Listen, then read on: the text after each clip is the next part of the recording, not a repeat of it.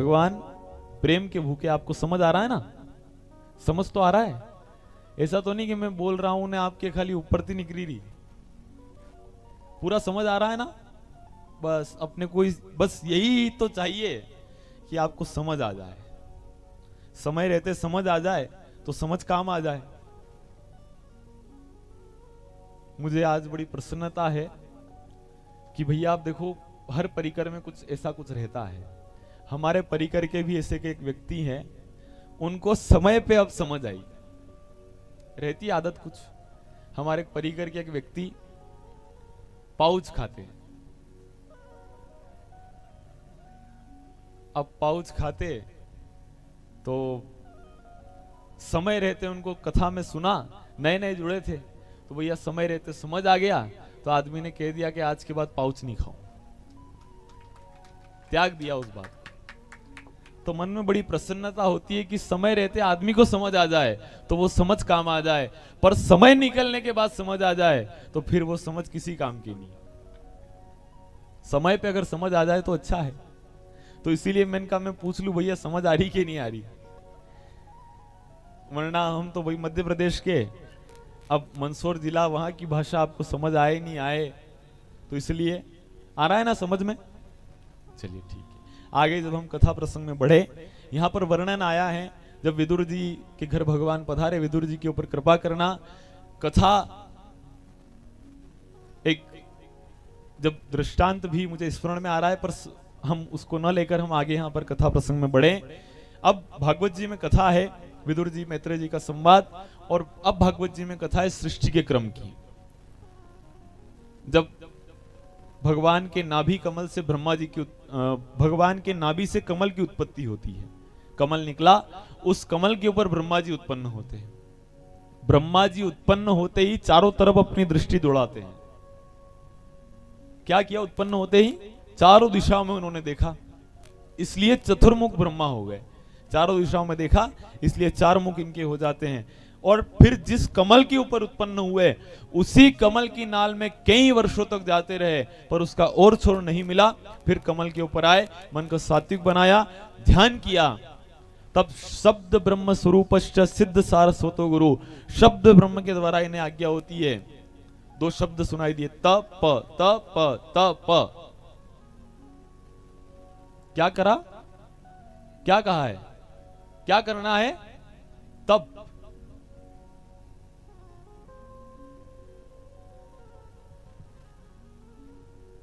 क्या करना है? तप। और तप तो आप भी करते होंगे, ठंड के दिन अभी चल रहे, तप तो करते होंगे।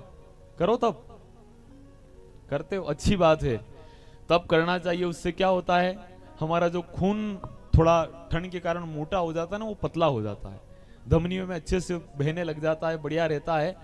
तप करो, अच्छी बात है, अच्छा रहता है। पर तप पर बैठकर आप भगवान का नाम लो, अच्छी बात है। तप पर बैठकर भगवान नाम का संकीर्तन करो, अच्छी बात है। तप पर बैठकर भगवान का स्मरण करो, अच्छी बात है। पर तप पर बैठकर भगवान का नाम नहीं ले, तप पर बैठकर आखा गांव की बुराई करे। तप पर बैठकर पूरे गांव की निंदा करते हैं। इन तप पर बैठने वालों को सब पता है, मकान नंबर 21 में क्या हो रहा है, मकान नंबर 51 में क्या हो रहा है, मकान नंबर 121 में क्या हो रहा है, सब पता है इनको, तप पर बैठने वालों को। एक आदमी तप पर जाकर बैठा, पहले जो बैठा था उसने कहा दादा मैं हुनियो वैशाख महीने अलग वही थे। इसने कहा भैया मुझे भी पता नहीं था। तप पर बैठो, अच्छी बात है, बैठना चाहिए, पर तप पर बैठकर किसी की बुराई नहीं करना है। पर बड़ी विडंबना है, तप पर बैठकर खाली निंदा ही होती है। तप पर बैठे, ओटली पर बैठे, बस यही काम करते हैं। और ओटली पर बैठने वालों की तो क्या बात करो साहब, ओटली पर बैठने वाले तो लोग ऐसे रहते हैं कि ओटली पर बैठ बैठकर उन पट्टियों को ऐसा घिस देते हैं कि पट्टी घिसने वाली मशीन भी नहीं घिस पाए, असी तो बई बहन घस दे। और वना तनख्वाह की नौकरी है यार, बिना तनख्वाह की, सुबह 6 बजे से लगाकर रात को 10 बजे तक बैठना है और वहीं पर बैठना है, आराम से बैठे हैं। और ओटली पर बैठकर भी भगवान का नाम नहीं ले, वहां पर भी खाली बुराई करें, खाली देखना है। ओटली पर बैठे, गाड़ी आ रही है, वहां से गाड़ी चली है तो देख रहे हैं यूं चल रही है जा रही है, इधर से वहां तक गाड़ी खत्म, फिर यहाँ से आगे आ रही एक और आ रही है, उसको देख रहे इधर दौड़े, जिसे वो नहीं रहता है ये थी गाड़ी आए तो दौड़ तो वन के पाछे जा, निवेद रास्ता में दूसरी गाड़ी आई जा, दौड़ तो आई जा। आप समझ रहे हैं किसकी बोल रहा हूं? ऐसे तो बिल्कुल, और कोई हार्न बजा के निकल जाए, ओहो देखो आप, इनके सामने कोई हार्न बजाकर निकल जाए, कोई महाराज जी, गामोड़ जी, पुरोहित जी अगर हार्न बजाकर निकल जाए तो क्या कहते हैं? दो एक कणु का कही भैया महाराज करने, महाराज का अंदाज बदल लिया है। कोई तो यूं कह देते कि दीदा धन तो महाका जो महाराज, देने वाले तो हम ही हैं, पर भैया ये गलत है, ये सत्यता नहीं है। देन हार कोई और है, देत रहत दिन रेन, लोग भरम हम पर करे तासो नीचो ने। देने वाला तो सांवरिया सेठ है, कोई व्यक्ति किसी को दे सकता है क्या? नहीं दे सकता, देने वाला तो सांवरिया सेठ ही है। पर ये कह देते कि दीदादन तो महाका जो महाराज, ये ओटली पर मैं मना नहीं कर रहा हूँ, ओटली पर मत बैठो, अच्छी बात है बैठो, कोई बात नहीं, आप चर्चा करो कोई बात नहीं, पर जितनी चर्चा कर रहे हो, जितनी बुराई कर रहे हो, कम से कम थोड़ा तो भगवान का नाम लो, थोड़ा तो भगवान का स्मरण करो, भगवान नाम का संकीर्तन करो।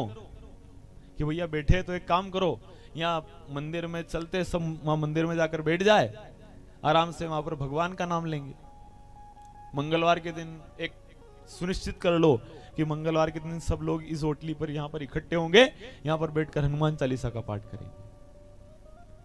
मंगलवार के दिन हनुमान जी के मंदिर में इकट्ठे होंगे, वहां पर हनुमान चालीसा का पाठ करेंगे। जब समाज एकत्रित होगा तभी समाज संगठित होगा, और जब संगठित होगा तो सुरक्षित होगा। अब संगठित भी नहीं, एक साथ मिलना भी नहीं, उठना बैठना भी नहीं, तो फिर क्या होगा? अच्छा परिणाम थोड़ी आएगा। दूसरी संस्कृति में तो एक वार फिक्स है कि इस वार के दिन उनको वहां पर जाना है, उस वार के दिन वहां पर जाना है, पर अपनी संस्कृति में कोई फिक्स है? क्यों फिक्स नहीं पता है? हमारे भी बड़े बूढ़े बड़े अनुभवी थे, उन्होंने अगर वो भी चाहते तो वो भी फिक्स कर सकते थे कि मंगलवार के दिन सब लोग जाना, सोमवार के दिन सब लोग जाना, बुधवार के दिन सब लोग जाना, फिक्स कर सकते थे, पर उन्होंने ऐसा नहीं किया। उन्होंने तो भैया वार ही बना दी ऐसे कि हर वार में एक एक देव की उपासना तुम करो, तुम खाली एक दिन नहीं हफ्ते के 7 दिन मंदिर में जाओ, इसलिए ऐसा निर्देश दिया। पर आज स्थिति ये हो गई कि यहाँ हफ्ता में 7 दिन का ही एक दिन भी चल जाए तो गनीमत है, एक दिन भी जाने का समय नहीं इनके पास। और मंदिर में जाए तो मंदिर में जाकर भगवान के दर्शन नहीं करे, मंदिर में जाके खाली गए, घंटी बजाई, हाथ जोड़े, इनसे आकर पूछो का भगवान ने कसा रंग का वागा पेरी में लिया, कि यो तो ध्यान नहीं दिया। तो भैया तुमने दर्शन करे, तुम्हें नहीं पता? दर्शन करो तो ऐसे करो कि भगवान की छवि नेत्रों में बस जाए। पर इनको जल्दी इस बात की रहती है कि मैं फटाक से दर्शन करूं और बाहर होटली पर जो लोग बैठे इनके पास जाकर बातें तो करूं, मेरे दोस्त चले जाएंगे, इस बात की चिंता रहती है। तो दर्शन किए नहीं किए और भागकर बाहर आकर बैठ जाते हैं। अरे भैया थोड़ा समय निकालो, भगवान के दर्शन करो। पर हालत ये हो गई कि मंदिर में तो बीड़ी पी रहे हैं, मंदिर के परिसर में बैठकर बीड़ी पी रहे हैं, मंदिर में बैठकर पाउच खा रहे हैं, मंदिर में ही थूक रहे हैं। इनको शर्म नहीं आ रही है। क्यों? क्योंकि भगवान थोड़ी देख रहा है, भगवान देखता थोड़ी है, उनके तो पट्टी बंदी है आंखें पर, वो देख रहा है, 1000 आंख से तुमको देख रहा है। तुम संसार से सब कुछ छुपा सकते हो, पर भगवान से कुछ नहीं छुपा सकते। छुपा सकते हो? छुपा लोगे? नहीं छुपा सकते। फिर भी इनको विचार नहीं आ रहा है। मंदिर में बैठे हैं, मंदिर में बैठ के बीड़ी पी रहे हैं, मंदिर में बैठ के तंबाकू खा रहे हैं, और इनको शर्म नहीं आ रही है। मंदिर के उस परिसर को जो इतना पवित्र है, जहां पर राम बैठे, जहां पर श्याम बैठे, जहां घनश्याम बैठे, जहां सांवरिया सेठ बैठे, जहां भोलेनाथ बैठे, जहां पर सब देवी देवता आकर विराजमान है, जहां पर गणेश जी बैठे हैं, जहां रिद्धि सिद्धि बैठे हैं, उस स्थान में जाकर तुम बीड़ी पी रहे हो, तुमको शर्म नहीं आ रही है? जरा विचार तो करे भैया। हालांकि ये यहां की नहीं है, दूसरे गांव की बात है, अपने गांव की बात नहीं है, दूसरे गांव की बात है। यहां तो ऐसा मनक नहीं है, यहाँ तो बड़े अच्छे लोग हैं, यहाँ तो पूरा सम्मान रखते हैं। मंदिर में कोई बीड़ी नहीं पीना, मंदिर में कोई तंबाकू नहीं खाना, नहीं करते ना, है? करेंगे? अब मैं तो दिखा कोई नहीं, तो कई